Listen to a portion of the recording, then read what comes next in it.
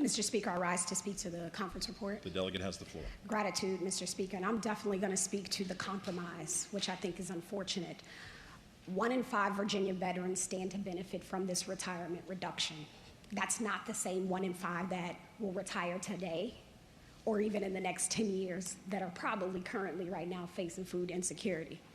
This bill has an emergency clause order, leaving many of the current and future retirees saying whiskey, tango, foxtrot. Why?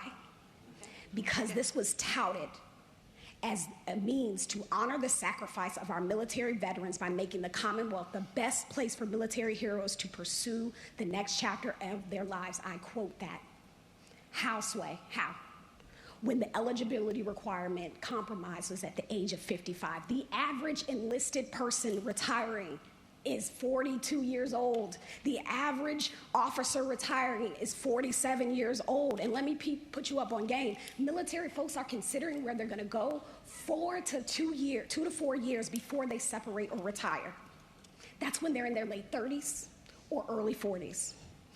The veteran community was told that these policies were rooted in the commitment to compete with neighboring states regarding veterans' benefits and tax treatment. But the truth is, 26 states, including our neighbors, North Carolina, don't tax the retirement.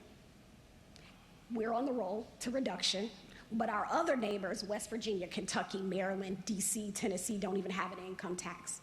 The outcome of this compromise leaves me questioning, who are we competing with? More importantly, who are we competing for? It is not the mid-level enlisted or officers or retirees who are the bulk of the retirees we have in this Commonwealth. In the office of the 89th District of the House of Delegates, we are a certified V3 employer. On our staff is a 24-year Navy veteran who recently moved to Virginia because of a natural disaster in Florida.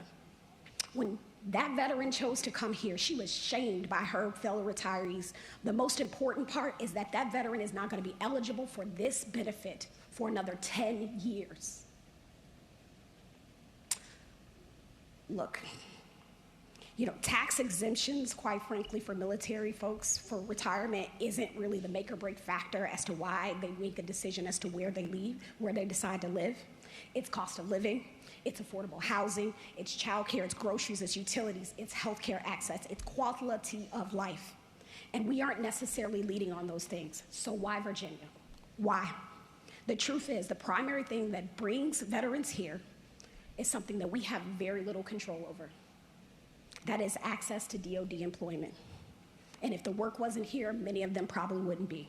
So it is my grand hope, sincerely, that next session when we're discussing supporting veterans, especially when we consider it an emergency like tomorrow, that we lower this ceiling with our friends across the hall, and that we lower the ceiling and lower the age range to serve a vast majority of our retirees, not the top 10% who earn a more than full-time salary as retirement.